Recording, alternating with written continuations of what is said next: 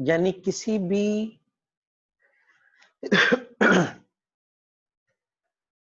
ऐसी आप कह सकते हो सरफेस जो उन तमाम पॉइंट्स के मिलने से बने जो सारे के सारे क्या हो, सेम फेज हो, एक जैसी मोशन में हो, उसे हम लोग क्या बोलते हैं, वेव फ्रंट। यही वजह थी कि जब आपने पत्थर गिराया तो रिंग्स बनना शुरू हुए। इसका मतलब है वो रिंग की फॉर्म में, रिंग वाली जगह पे जो पानी के पार्टिकल थे वो इकट्ठे ऊपर आ रहे थे, इकट्ठे नीचे जा रहे थे, इकट्ठे ऊपर नीचे हो रहे थे। तो ऐसा नहीं था कि कुछ ऊपर होते कुछ नीचे होते, तो कभी भी रिंग नहीं बनना। तमाम सेम फेज पॉइंट्स के मिलने से जो शेप बनती है वो क्या कहलाती है, वेव फ्रंट कहलाती है। अच्छा, ये क्रस्ट था ना, इससे अगला सेम फेज कौन सा आएगा? आपको पता है ना कितने डिस्टेंस के बाद आता था? इसके अगला ये ट्रफ वाला नहीं आएगा, फिर क्रस्ट आएगा, ये आ जाएगा, ये आ जाएगा, ये आ जाएगा, ये, इन तमाम को जब आप मिलाओगे तो फिर सेम फेज बन जाएगा। ये अगला आ गया। तो एक सेम फेज से अगले सेम फेज तक पढ़ा था ना आप लोगों ने कि हर वो दो पॉइंट सेम फेज होंगी जिनके दरमियान डिस्टेंस लैम्डा होगा। इसका मतलब है ये वाला अगर क्रस्ट पे बन रहा था तो अगला क्रस्ट पे ये बन रहा है, तो एक क्रस्ट से अगले क्रस्ट तक डिस्टेंस कितना होगा? That is lambda. तो इसे मैं ये भी कह सकता हूँ कि एक वेव फ्रंट से अगले वेव फ्रंट तक का जो डिस्टेंस होता है वो क्या कहलाता है? लैम्डा। अच्छा, ये तो मैंने समझाने की बात की आप। अगर एक पॉइंट सोर्स हो आपके पास, लाइक बल्ब है, जिस तरह सूरज हमारी कायनात में मौजूद है, पॉइंट सोर्स है, वो लाइट प्रोड्यूस कर रहा है। मुझे बताओ वो लाइट किस तरफ को प्रोड्यूस करेगा? वो लाइट हर डायरेक्शन में जा रही, लेफ्ट भी, राइट भी, ऊपर भी, नीचे भी, आगे भी, पीछे भी। थ्री डायमेंशन, और थ्री डायमेंशन में स्फीयर होता है। इसका मतलब है पॉइंट सोर्स हमेशा स्फेरिकल वेवफ्रंट पैदा करेगा। जब हम लोग वेवफ्रंट्स की टाइप्स की बात करते हैं ना, तो टाइप्स ऑफ वेवफ्रंट्स पे बात करें ना,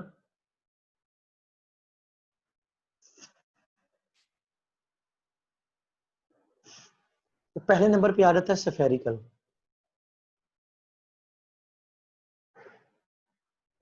स्फेरिकल वेवफ्रंट। अब स्फेरिकल वेवफ्रंट क्या होती हैं? जो पॉइंट सोर्स होता है वो हमेशा स्फेरिकल वेवफ्रंट पैदा करता है।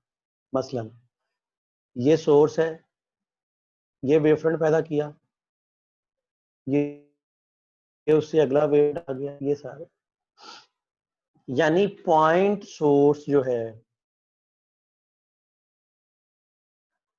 Produces concentric, produces wavefront in the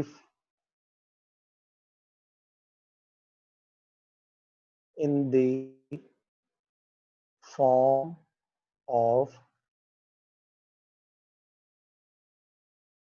concentric spheres.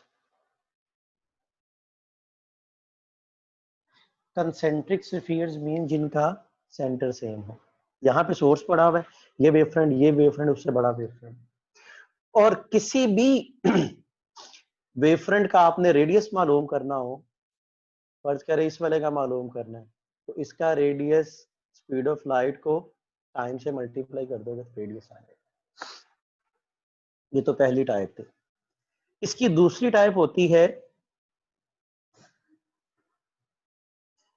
Plane wavefront. अब प्लेन वेवफ्रंट किसकी वजह से? A very small portion of spherical wavefront.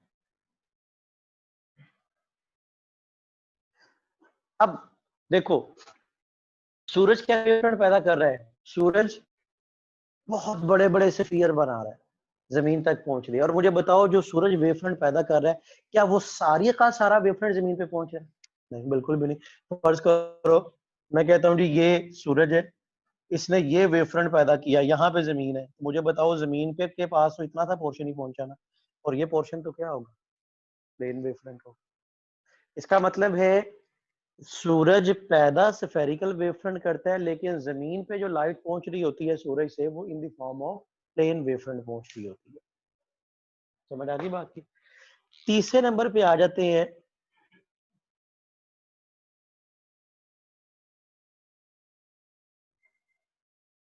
Cylindrical wavefront.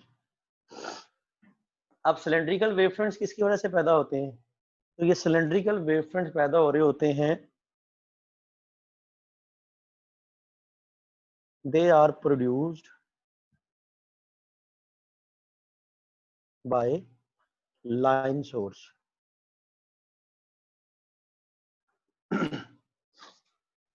Like tubelight. अब ट्यूबलाइट जो होती है ये लाइन सोर्स होती है ना, लेंथ में होती है। इसकी वजह से जो पैदा हो रहे होते हैं उन्हें हम लोग क्या बोलते हैं? सिलेंड्रिकल वेवफ्रंट्स। ठीक है जी। अब ज्यादा काम हमारा किस पे है? स्फेरिकल और प्लेन पे। अभी उसको डिस्कस कर रहा हूँ, इसका स्क्रीनशॉट ले लो जरा, रेज कर रहा हूँ मैं इसे।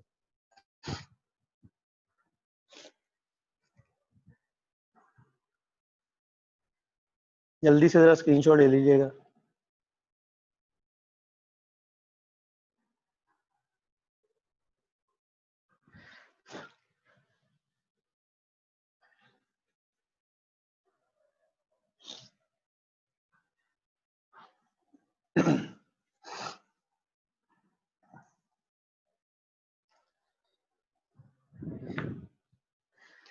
अच्छा, मैंने फर्ज किया ये पॉइंट सोर्स लिया हुआ था, इसकी वजह से जो वेवफ्रंट पैदा हो रहे थे वो स्फेरिकल कंसेंट्रिक स्फीयर्स हैं। सही है। अब ये किस डायरेक्शन में जा रहे होंगे? आउटवर्ड डायरेक्शन, ऐसे इधर को, यही इनकी डायरेक्शन ऑफ प्रोपगेशन होगी। अगर मैं देखूं इस लाइन को, ये इस वेवफ्रंट की सरफेस के नॉर्मल है, एंगल 90 बनेगा। ये इसके नॉर्मल है, ये इसके नॉर्मल है, ये इसके नॉर्मल है। Normal means perpendicular. In normal lines, यानी वो लाइंस जो वेवफ्रंट के नॉर्मल हो, दीज आर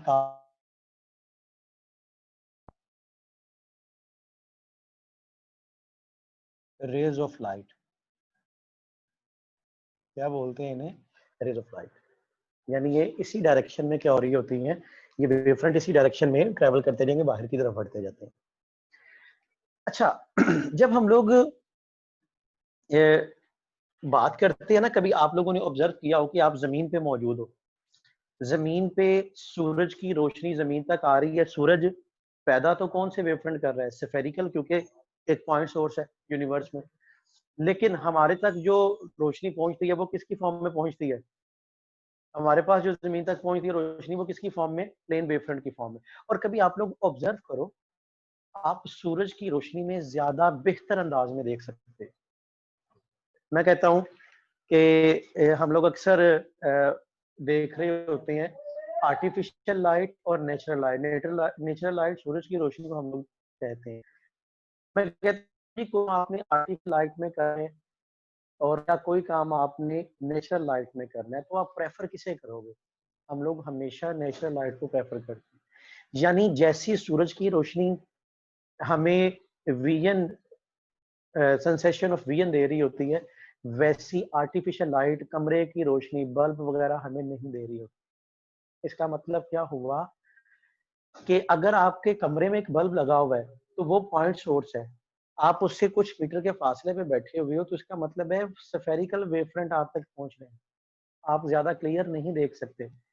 लेकिन सूरज की रोशनी अगर आप तक पहुंच रही है वो तो प्लेन वेवफ्रंट की फॉर्म में पहुंच रही है। अब प्लेन वेवफ्रंट की फॉर्म में पहुंच रही है तो इसका मतलब है प्लेन वेवफ्रंट में देखना हमारे लिए ज्यादा, क्योंकि सूरज की रोशनी हमें ज्यादा बेहतर विजन दे रही होती है, इसलिए हम क्या कह सकते हैं फिर कि हमारे काम के ज्यादा बेहतर होंगे कौन से? Plane wavefront. स्फेरिकल वेवफ्रंट में हमारा देखना ज्यादा बेहतर नहीं होगा। अब सवाल ये पैदा होता है कि ठीक है, अगर प्लेन वेवफ्रंट हमारे काम के हैं, हमारी डेली लाइफ में तो सारे के सारे पॉइंट सोर्स हैं, कोई बल्ब हो सकता है।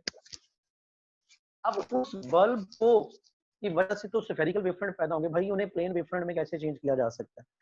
तो उसके लिए बड़ी आसान टेक्निक है कि आप एक कन्वेक्स लेंस ले लो और उस कन्वेक्स लेंस के फोकस पॉइंट पे पॉइंट सोर्स को रख दो। ठीक है, और इसमें से गुजरने के बाद रेज क्या हो जाएंगी? प्रिंसिपल एक्सिस के पैरेलल, और हमारे पास प्लेन वेवफ्रंट हासिल हो जाएगा। यानी आपसे पूछा जाए कि प्लेन वेव हासिल करने की टेक्निक क्या है, पॉइंट सोर्स को कहां पे रख दो? कन्वेक्स लेंस के फोकस पॉइंट पे, और फोकस पॉइंट में से गुजर जब रेज लेंस में से गुजरेंगी तो गुजरने के बाद क्या हो जाएंगी? प्रिंसिपल एक्सिस के पैरेलल हो जाएंगी, तो हम क्या कहेंगे कि हमने प्लेन वेवफ्रंट हासिल कर ली। Is it clear? दो तरह के मीडियम की बात होती है, एक होता है होमोजीनियस मीडियम और एक होता है हेट्रोजीनियस मीडियम।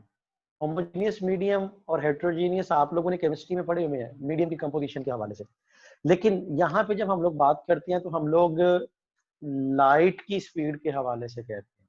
हम लोग कहते हैं कि अगर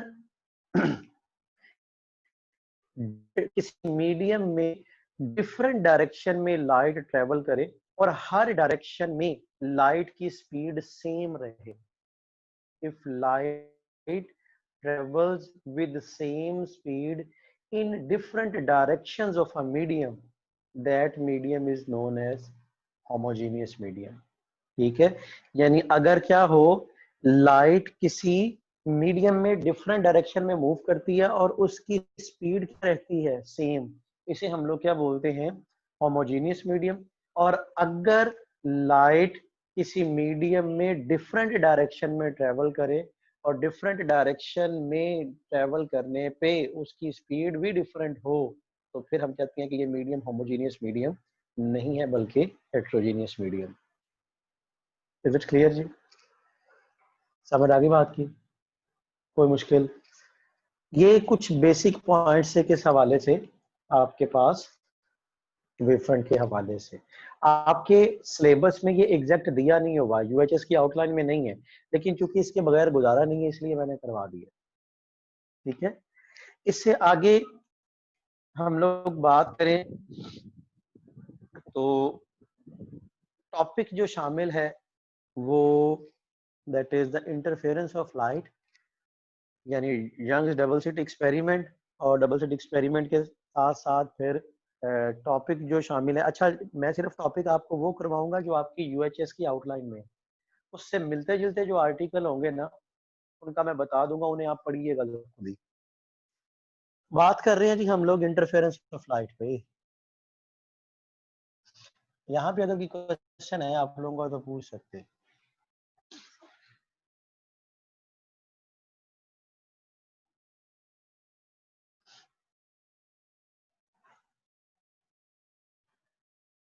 जी,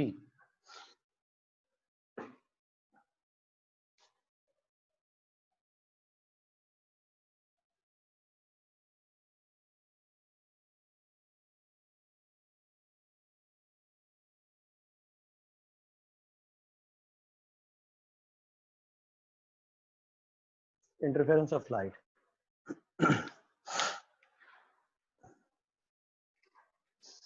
आप लोगों ने यूनिट नंबर 8 में, मैंने जब लास्ट टाइम आपको वेव का पोर्शन करवाया तो उसमें प्रिंसिपल ऑफ सुपरपोजिशन को डिस्कस किया।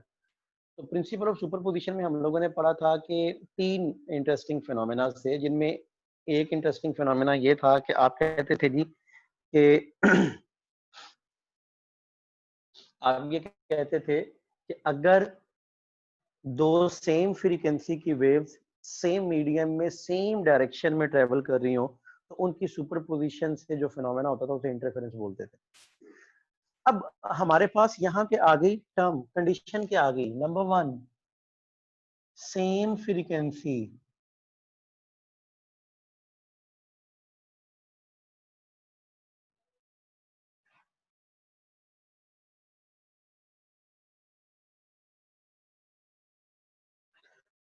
अब सेम फ्रीक्वेंसी मीन, वहां पे आप लोगों ने कहा था साउंड वेव्स, जब दो लाइट वेव्स सेम फ्रीक्वेंसी की हो तो इनके लिए खास टर्म इस्तेमाल होती है, उसे बोलते हैं मोनोक्रोमेटिक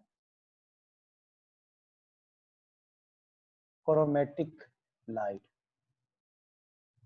ये पहली कंडीशन है कि लाइट सेम फ्रीक्वेंसी होनी चाहिए, नंबर वन। वहां पे आप लोग वेव की, साउंड वेव्स की फॉर्म में बात करते हो सिर्फ फ्रीक्वेंसी का, लेकिन जब लाइट वेव्स की फ्रीक्वेंसी सेम हो जाए तो फिर उसे खास नाम दे देते हैं, उसे क्या बोलते हैं, दैट इज मोनोक्रोमेटिक लाइट। क्या बोलते हैं, monochromatic. Number two, phase coherence होनी चाहिए। Phase coherence means constant phase difference.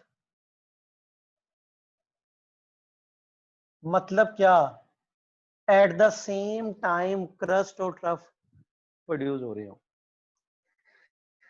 जब हम लोग बात, ये कंडीशन है नेसेसरी कंडीशन, किसके लिए, इंटरफेरेंस के लिए। अच्छा, जब हम लोग बात करते हैं ना सेम फ्रीक्वेंसी इस वर्ड पे, तो याद रखिएगा same frequency means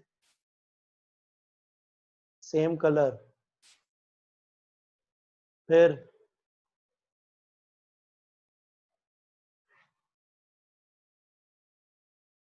in a medium, एक मीडियम में,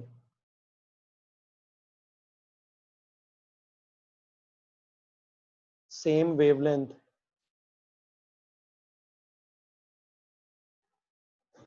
ठीक है,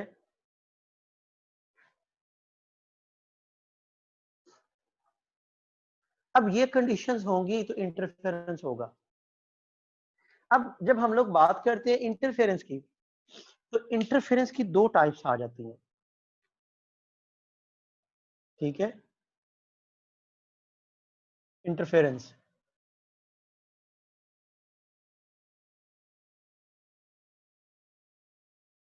और वो दो टाइप्स कौन सी, constructive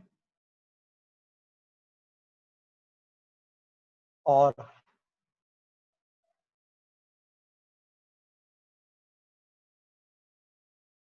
destructive interference.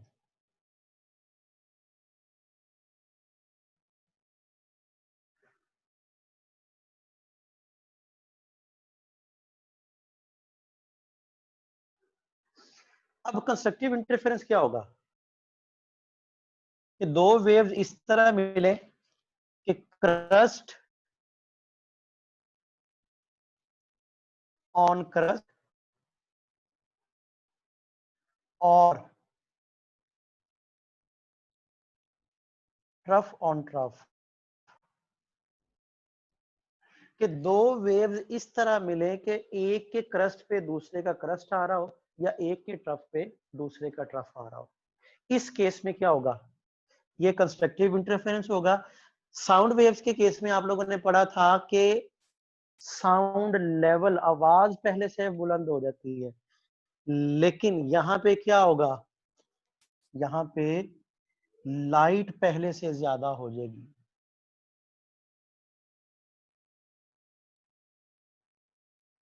Brightness increases.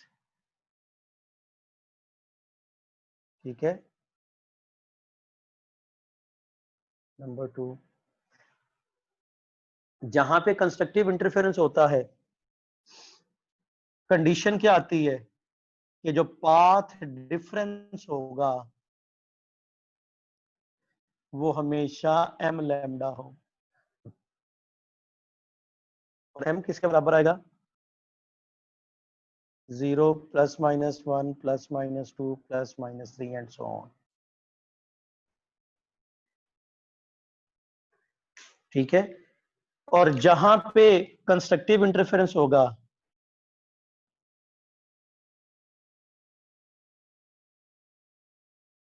Points of constructive interference are called, क्या कहते हैं इसे, पॉइंट्स ऑफ मैक्सिमा ठीक है, इन्हें क्या कहते हैं हम लोग? Points of maxima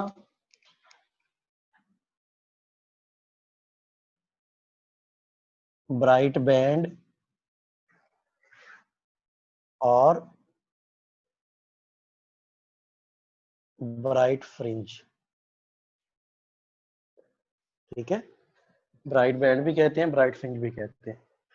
destructive interference पे बात करते हैं।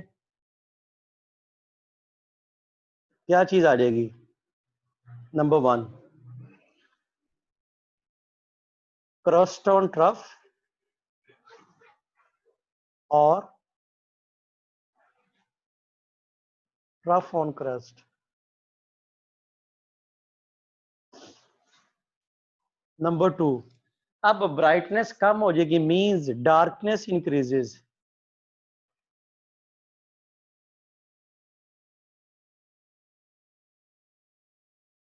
नंबर 3, कंडीशन क्या आ जाएगी? Path difference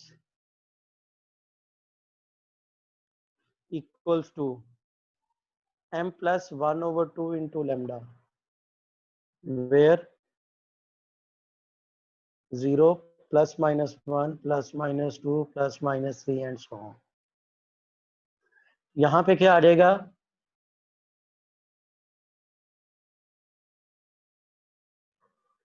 points of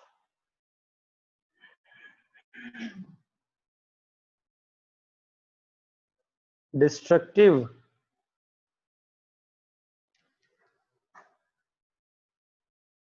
interference are called points of minima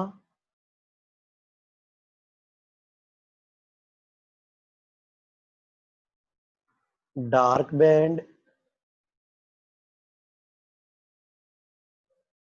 और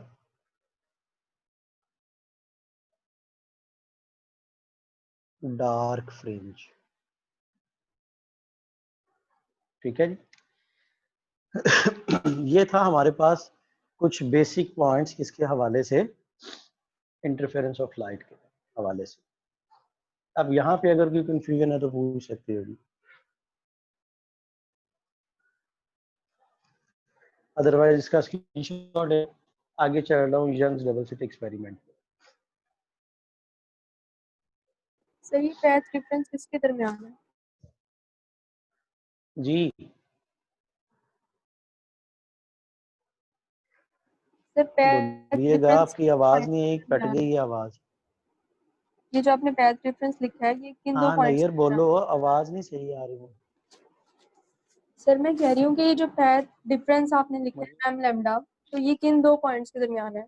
हाँ हाँ, ये हमेशा देखो, जब भी इंटरफेरेंस होता है ना, तो दो वेव्स कुछ फासला तय करती हैं और फासला तय करके एक पॉइंट पे पहुंच रही होती है। मिलना है ना तभी उन्होंने। मैं कहता हूँ जी, फर्ज किया आपने सामने वाली दीवार पे दो सोर्स बनाए हुए हैं और वो यहाँ पे आके इस पॉइंट पे मिल रहे हैं, दोनों से आने वाली लाइट यहाँ पे मिल रही है। अब जब लाइट यहाँ पे मिल रही होगी तो क्या दोनों फासला तय करके आ रही हैं?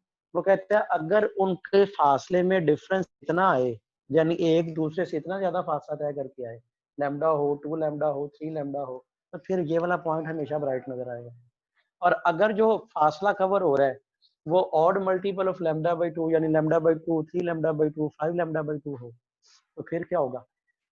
वो आपके पास डिस्ट्रक्टिव इंटरफेरेंस हो रहा होगा। ठीक है, जी सर, क्लियर। क्लियर हो गया जी? जी सर। ठीक है, ये दोनों जो रिलेशन बने थे ये चैप्टर नंबर 8 में हम लोगों ने फाइंड आउट किए थे इंटरफेरेंस के आर्टिकल में, ये याद रख लो। और आगे अब बात कर रहे हैं हम लोग इस पे डबल स्लिट एक्सपेरिमेंट पे। सर ये जो इसकी ठीक है, कंडीशन का सेकंड पॉइंट है, सर ये जो इसकी कंडीशन का सेकंड पॉइंट जी है, जी फेज कोहेरेंस, ये किसके इनके दरमियान होगा? बोलो आप, आपकी आवाज नहीं सही है। सर सेकंड हाँ पॉइंट हाँ है हाँ, ये जो फेज कोहेरेंस, ये किनके दरमियान होगा? बेटा आप लोगों की आवाज मुझे बिल्कुल भी नहीं, मुझे आपकी आवाज नहीं, बार बार डिस्टॉर्ट हुई है, दोबारा से बोलो जरा। सर ये कंडीशन का सेकंड पॉइंट बता दें। ये वाला? Yes sir. अच्छा चलिए देखिए, फेज कोहेरेंस से क्या मुराद होती है। देखो यहाँ पे जब आपके पास सोर्सेज होंगे ना, वो कभी भी सिंगल सोर्स नहीं होगा, वो दो सोर्सेज होंगे, और दो सोर्सेज ऐसे होंगे जो बिल्कुल एक जैसी लाइट एमिट कर रहे होंगे, यानी उनके दरमियान कांस्टेंट फेज डिफरेंस होना चाहिए जो लाइट प्रोड्यूस हो रही है। यानी अगर एक क्रस्ट पैदा हो रहा है तो दूसरा क्रस्ट हो, किसी भी लम्हे आप उन दो पॉइंट्स का एंगल मालूम करो तो वो हमेशा कांस्टेंट रहे, वेरिएशन ना आ रही हो। ठीक है, अगर दोनों स्टार्ट हुई हैं तो इकट्ठी स्टार्ट हुई हैं, एंड हुई हैं तो दोनों इकट्ठी एंड हुई हैं, ताकि आपके पास सिचुएशन सेम रहे। अच्छा, अब सवाल ये पैदा होता है कि इस तरह का फिर सोर्स हम बना किस तरह सकते हैं। तो ये तो हमारे लिए बड़ा मुश्किल काम होता है ना। जिस तरह आप लोगों को मैं कह दूं कि आपका मोबाइल फोन है ना, तो आपने इस मोबाइल फोन से बिल्कुल एक जैसी दो साउंड प्रोड्यूस करनी है, दो आपने प्ले रिकॉर्डर रखे हुए हैं, आपने क्या किया, दोनों पे eight the same time song, same song play किया। मुझे बताओ कैसा मुमकिन है कि आप कह सकते हो कि एग्जैक्ट सेम टाइम पे आपने प्ले किया? नहीं। फिर आपने अगर दो सोर्सेज से बिल्कुल एक जैसी साउंड प्रोड्यूस करनी होगी तो आप क्या करते हो, आप एक ही एम्पलीफायर के साथ एक से ज्यादा स्पीकर लगा देते हो। जिस तरह आपका मोबाइल फोन, दो हैंड फ्री होते हैं, एक ही मोबाइल के साथ अटैच। कभी भी ऐसा नहीं होता कि आपको जो राइट साइड वाला है उसमें सॉन्ग आधा गुजर चुका हुआ है और जो लेफ्ट साइड वाला है उस पर अभी स्टार्ट होगा, नहीं, at the same time start होंगे, at the same time end होंगे। तो फिर हम इस मकसद के लिए क्या करते हैं, सिंगल सोर्स से एक से ज्यादा सोर्सेज बना लेते हैं। वो कैसे? फर्ज करो ये दीवार है ना, ये बोर्ड, इसकी बैक साइड पे हमने कोई बड़ा सा बल्ब लगाया हुआ है। अब वो एक सोर्स है, मैंने क्या किया, एक सुराख यहाँ पे बना लिया, एक सुराख यहाँ पे बना ली, और दूर से जिस तरह आप देख रहे हो इस बोर्ड को, आपको यहाँ से लाइट बाहर आती हुई नजर आ रही होगी, यहाँ से लाइट बाहर आती हुई नजर आ रही है। मुझे बताओ आपके लिए तो ये दो सोर्सेज होंगे ना अलग अलग, लेकिन ये दोनों बने किससे हैं, सिंगल सोर्स से। इसका मतलब है एक सोर्स को आपने दो हिस्सों में बांट दिया, उससे दो सोर्सेज बना दिए, अब दोनों बिल्कुल एक जैसी लाइट प्रोड्यूस कर रहे होंगे। That are called the coherent sources. और वो लाइट जो होगी फेज कोहेरेंस होगी, और वो लाइट जो होगी सेम फ्रीक्वेंसी की भी होगी, मोनोक्रोमेटिक भी होगी। यानी फिर हम ये भी कह सकते हैं कि जो सोर्सेज मोनोक्रोमेटिक लाइट प्रोड्यूस कर रहे हो, सेम फ्रीक्वेंसी की लाइट प्रोड्यूस कर रहे हो, उन्हें हम लोग कोहेरेंट सोर्सेज बोलते हैं। और इसके लिए बड़ी आसान टेक्निक क्या होती है कि एक सोर्स से एक से ज्यादा सोर्सेज आप लोग हासिल कर लो। जी क्लियर हो गया? Yes sir. चले, बात कर रहे हैं जी डबल स्लिट एक्सपेरिमेंट पे। बहुत अहम, यही मेन आर्टिकल है आपका असल में इस यूनिट नंबर 9 का।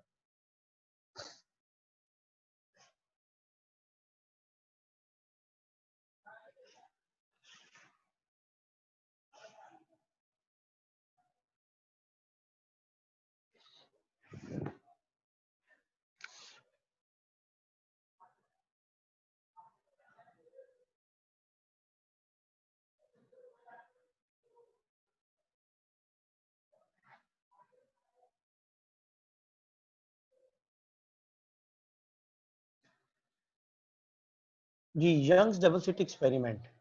यंग्स डबल स्लिट एक्सपेरिमेंट के लिए हम लोगों ने क्या किया,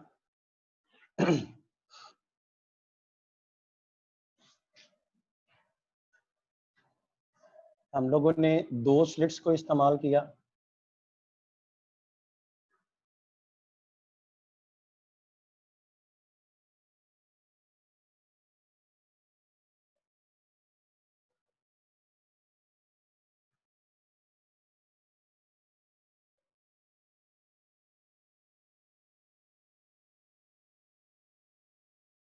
इन दोनों स्लिट्स के दरमियान जो डिस्टेंस था सेंटर्स के दरमियान, दैट इज बी। ठीक है, इसके सामने हमने स्क्रीन रख दी, और ये स्क्रीन का स्लिट से डिस्टेंस कितना था,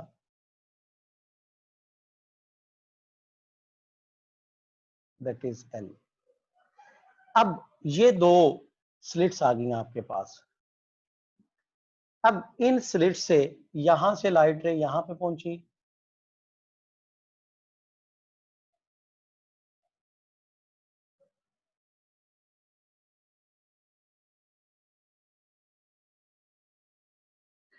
और एक लाइट रे इस पॉइंट से दूसरी स्लिट से वहां पे पहुंची।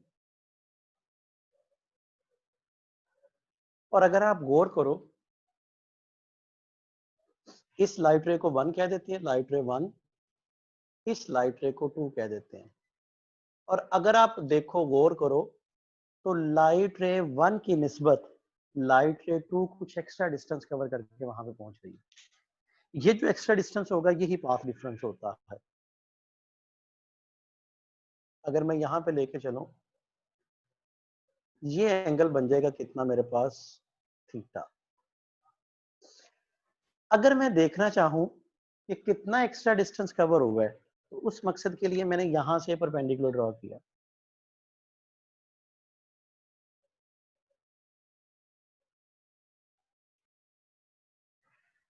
ये एंगल भी थीटा बन जाएगा।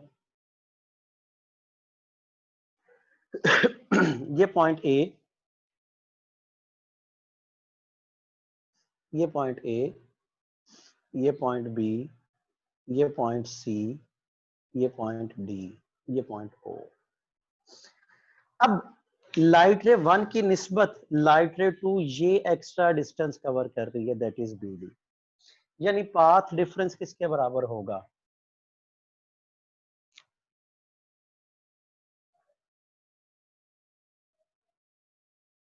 पाथ डिफरेंस ये बी डी के बराबर है। अगर आप देखो तो ये एक राइट एंगल ट्राइंगल बन गई, और जब हमने इसे कैलकुलेट किया तो ये पाथ डिफरेंस आ रहा था डी साइन थीटा के बराबर। अब ये जो पॉइंट पी है, इस पॉइंट पी पे क्या पॉसिबिलिटीज है? भाई ये दोनों लाइट रेज ए से और बी से पॉइंट पी पे मिल रही है, तो दो ही पॉसिबिलिटीज है, या तो इस पॉइंट पी पे कंस्ट्रक्टिव इंटरफेरेंस होगा, या इस पॉइंट पी पे डिस्ट्रक्टिव इंटरफेरेंस होगा। अगर कंस्ट्रक्टिव इंटरफेरेंस होगा तो ये पॉइंट पी रोशन नजर आएगा, अगर डिस्ट्रक्टिव इंटरफेरेंस होगा तो पॉइंट पी डल नजर आ रहा होगा, डार्क नजर आ रहा होगा। अगर पॉइंट पी पे कंस्ट्रक्टिव इंटरफेरेंस होगा तो ब्राइटनेस बढ़ जाएगी, अगर डिस्ट्रक्टिव इंटरफेरेंस होगा तो डार्कनेस बढ़ जाएगी, अंधेरा बढ़ जाएगा। सही है जी। अब यहां पे क्या हो सकता है, नंबर 1, फॉर मैक्सिमा,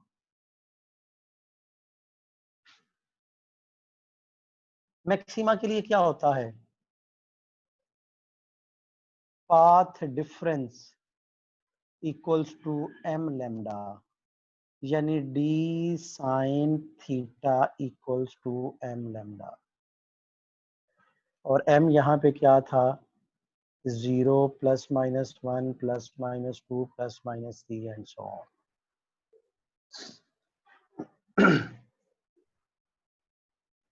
समझ आई बात? अच्छा, अब यहां पे अगर मैं ये कह दूं कि if path difference equals to 0, भाई अगर पाथ डिफरेंस 0 है, इसका क्या मतलब होगा, इसका मतलब ये है कि दोनों लाइट रेज एक जितना फासला तय करके किसी पॉइंट पे पहुंच रहे हैं। अगर आप गौर से देखिएगा, इस चीज को समझो, यहां से लाइट रे जा रही थी यहाँ पे, और इसके मिड में ये वाली लाइन थी यहाँ पे। मैं कहता हूँ जी इन दोनों कॉर्नर्स पे एक जितना फासला तय करना है। तो एक जितना फासला तय करने का मतलब है कि आइसोसेलेस ट्राइंगल बनेगी, ये यहाँ से मूव करता हुआ यहाँ पे आ जाएगा, और यहाँ से मूव करता हुआ यहाँ पे आ जाएगा। अगर ये सिचुएशन हो तो दोनों एक जितना फासला तय करेंगे, ये वाला, ये और ये वाला। इसी तरह अगर मैं कहता हूँ पाथ डिफरेंस 0 है, तो पाथ डिफरेंस 0 होने का मतलब कि ये दोनों लाइट रे एक जितना फासला तय करेंगी, और दोनों लाइट रे तो एक जितना फासला जब तय करेंगी ना, तो फिर यहाँ पे नहीं जाएंगी बल्कि यहाँ पे आएंगी, यहाँ से इधर और यहाँ से इधर। इसका मतलब है फिर सारी की सारी लाइट कहाँ पे इकट्ठी हो जाएगी, ओ पे। इसे हम लोग बोलते हैं जीरो ऑर्डर मैक्सिमा। क्या बोलते हैं इसे? Zero order maxima. ये पॉइंट समझ आया?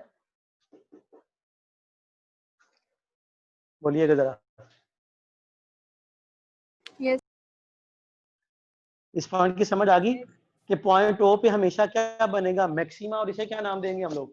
Zero order. क्योंकि देखो m जीरो से स्टार्ट हो रहा है ना, अगर जीरो पुट करोगे तो इसका मतलब है path difference zero. Path difference zero का मतलब ये दोनों बिल्कुल एक जितना फासला तय करेंगे, और वहां पे हमेशा करेगा मैक्सिमा। और अगर बात मिनिमा के लिए,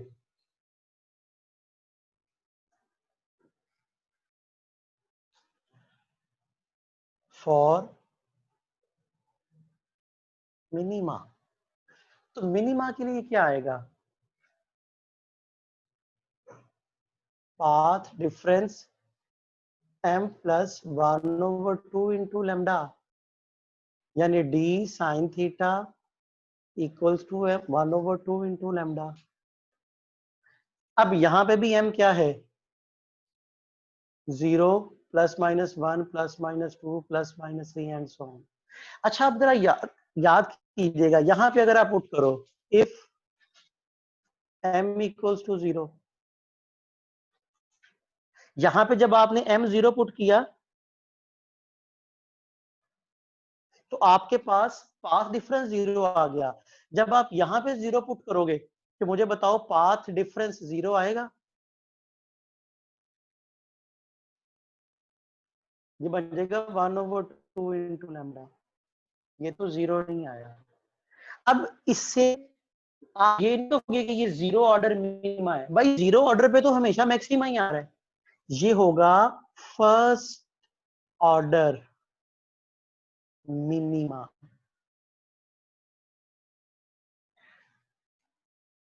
तो इसका मतलब है डार्क फ्रिंजेस स्टार्ट ही फर्स्ट ऑर्डर से होगी, जबकि ब्राइट फ्रिंजेस स्टार्ट जीरो से, जीरो ऑर्डर से हो रही होती। ये बात याद रखोगे। अच्छा, एक और बात, आपको जिस ऑर्डर का मैक्सिमा कहा जाए, m की वैल्यू हमेशा उतनी ही पुट करनी है, क्योंकि वो जीरो ऑर्डर से स्टार्ट होता है। अगर जीरो ऑर्डर मैक्सिमा है तो m zero, first order maxima है तो m one, second order maxima है तो m two, third order maxima है तो m थ्री। लेकिन जब आपने m जीरो पुट किया तो आपके पास फर्स्ट ऑर्डर आया। इसका मतलब है जितने ऑर्डर का मिनिमा होगा m की वैल्यू उससे एक कम पुट किया करें। अगर थर्ड ऑर्डर मिनिमा है तो m2 पुट करोगे, फर्स्ट ऑर्डर मिनिमा है तो m0 पुट किया, सेकंड ऑर्डर मिनिमा है तो m1 पुट करोगे।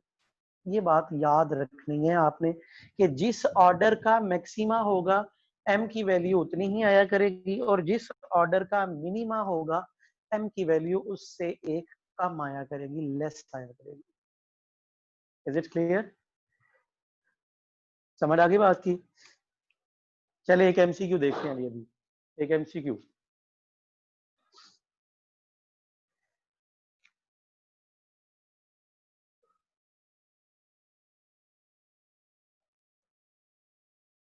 how many bright bands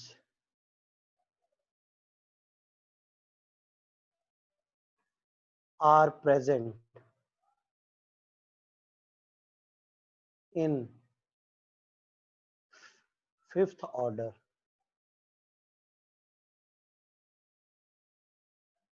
maxima?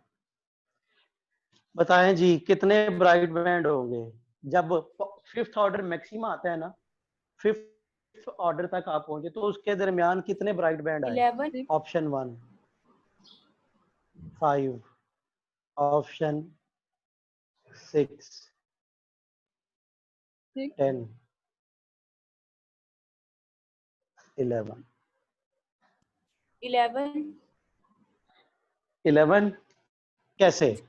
क्योंकि 0 1, क्योंकि हम मैक्सिमा की बात कर रहे हैं, और 5 ऊपर होंगे पॉजिटिव और 5 नीचे नेगेटिव। गुड। और ये तो 10 हुए ना, तो 11। 0 भी तो है। जीरो ऑर्डर भी है, शाबाश जी। जब आप मैक्सिमा की बात कर रहे हो इसका मतलब है जीरो ऑर्डर से ऊपर 5 ब्राइट है और जीरो से नीचे 5 ब्राइट है, टोटल कितने हो गए 10, और छठा ब्राइट तो जीरो ऑर्डर भी है ना, तो इसका मतलब है टोटल कितने हो गए 11। हाँ, अगर आपसे पूछा जाता यही सवाल इस तरह, how many dark bands are present, फिर कितने होने थे, फिर कितने होने थे, क्योंकि 5 मैक्सिमा तक पहुंचने के लिए आपके पास 5 मिनिमा भी आए होते हैं, 5 मिनिमा ऊपर होने थे, 5 मिनिमा नीचे होने थे, टोटल कितने हो गए 10, क्योंकि इसमें जीरो ऑर्डर मैक्सिमा होता है, मिनिमा होता ही नहीं। तो फिर हम क्या कह सकते थे कि आपके पास 10 डार्क बैंड होंगे। बात को फॉलो किया? समझ आ गई बात की? जी बोलिएगा, पॉइंट क्लियर हो गया? जी सर अगर clear। ब्राइट बैंड होंगे तो ऊपर और नीचे दोनों को जमा करना है, और जो जीरो ऑर्डर है वो ब्राइट में ऐड हो जाएगा। और अगर डार्क की बात करोगे तो जितने ऊपर उतने नीचे, लेकिन इसमें जीरो वाला नहीं होता। ठीक है जी। अच्छा, अब हम लोगों ने देखना है, अब हम लोगों ने ये चीज देखनी है कि भाई ये जो सिचुएशन है ना, ये सिचुएशन, ये जो डिस्टेंस है ओपी वाई, इस पॉइंट पी पे या तो डार्क बैंड बन सकता है या ब्राइट बैंड बन सकता है। अब ये जो डार्क या ब्राइट बैंड आता है ये कितने फासले पे आता है, पोजीशन क्या है, तो इसके लिए हम लोग क्या करेंगे, अब बनेगी heading position of maxima.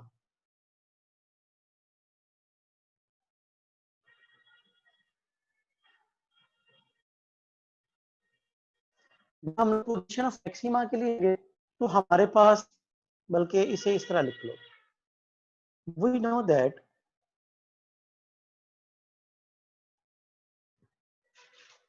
If theta is very very small, बहुत छोटा हो, अगर थीटा बहुत छोटा हो तो तब साइन थीटा और टेन थीटा बराबर हो जाते हैं, और तब साइन की वैल्यू आ जाती है y ओवर। तब आप जब पोजीशन नोट करते हो ना, पोजीशन ऑफ मैक्सिमा, तो आपके पास आ जाती है Y M equals to M Y M M lambda L over D, and position of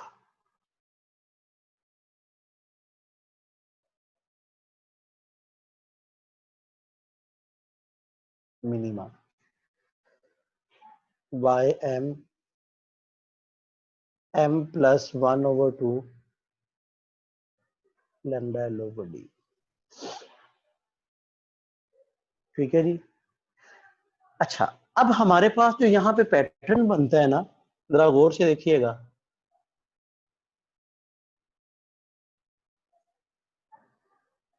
वो पैटर्न ऐसा बनेगा,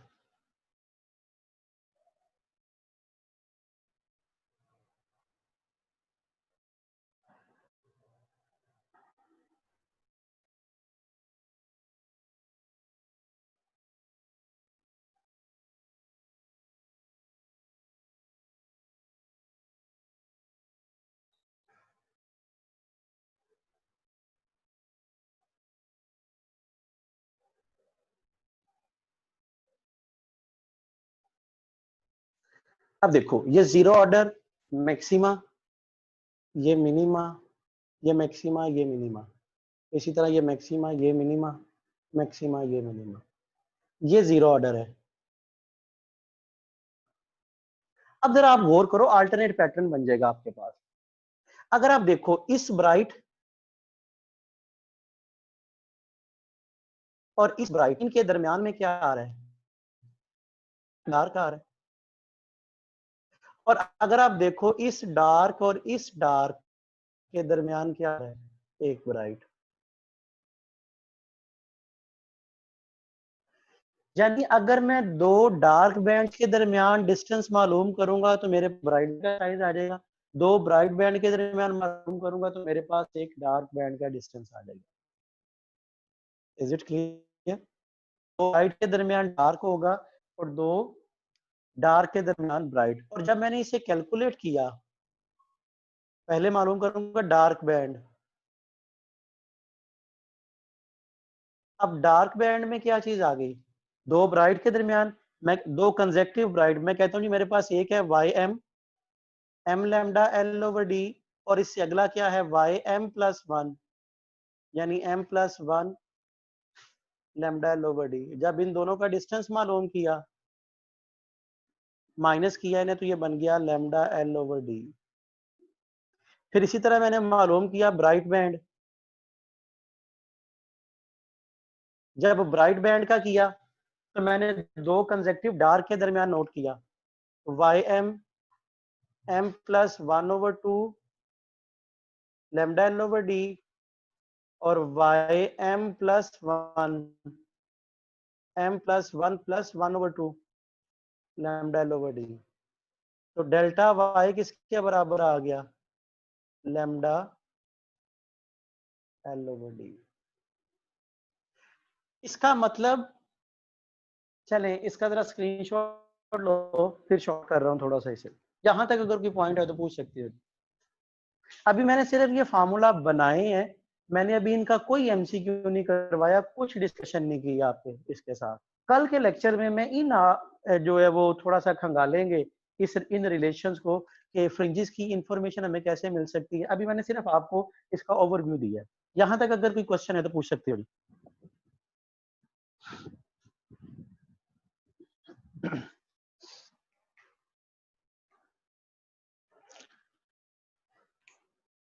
सर जी जी, ये डार्क बैंड और ब्राइट बैंड में m+1 क्यों आया है, वाई m+1? देखो देखो ये एम था ना, एम, फर्ज करो ये थर्ड ऑर्डर है तो y3 होगा, इससे अगला क्या होगा y4, और 4 कैसे आएगा 3+1। यहाँ पे क्या है m, इससे अगला क्या होगा, उसमें एक ऐड कर दोगे m+1, इन दोनों को माइनस करोगे तो डेल्टा y आ जाएगा जो कि लैम्डा एल ओवर डी आएगा।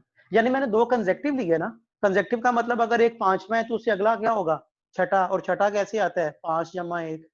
इसी तरह ये y m में, तो इससे अगला क्या होगा 1 जमा कर दोगे उसमें, ठीक है। पोजीशन ऑफ मैक्सिमम बता देंगे। ये वाला क्या पूछा है, दोबारा बोलो जरा, असल में ना आप लोगों की आवाज डिस्टर्ब हो जाती है। मैक्सिमम वाला पॉइंट, पोजीशन ऑफ मैक्सिमा, ये वाला पॉइंट। जब आप इस फार्मूला में साइन थीटा की जगह वाई ओवर एल लिख दोगे ना, तो उसे सिंप्लीफाई करोगे तो आपके पास ये पोजीशन आ जाएगी। और ये किसकी आएगी, दो कंडीशन होगी। आप ये फर्ज कर लो यहाँ पे मैक्सिमा बन रहा है तो ये फार्मूला बन जाएगा, जब यहाँ से आप y को सेपरेट कर लोगे। और इसी रिलेशन को जब इसमें पुट करोगे इस फार्मूला में, तो आपके पास मिनिमा की पोजीशन आ जाएगी, मैक्सिमा की पोजीशन और मिनिमा की पोजीशन। यानी अगर यहाँ पे मैक्सिमा बन रहा है तो कितने फासले पे बन रहा है मीन पोजीशन से, अगर मिनिमा बन रहा है तो फिर मीन पोजीशन से कितने फासले पे बन रहा है, ठीक है।